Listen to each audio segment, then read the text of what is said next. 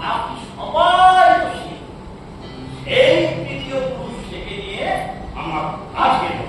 আচ্ছা, তোমার এসে ডাক্তারের মতো ঘুরে চলতে লাগে? জানি।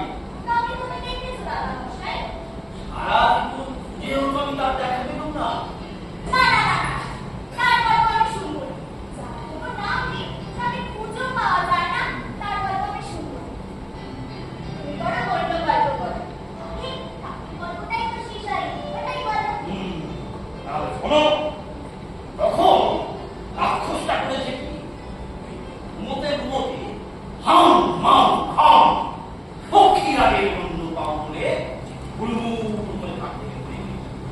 অমনি ঘাট ঢো হেবা ছানা কাশো সেবায় পণ্ড হই হই রই রই মারমা কাকা।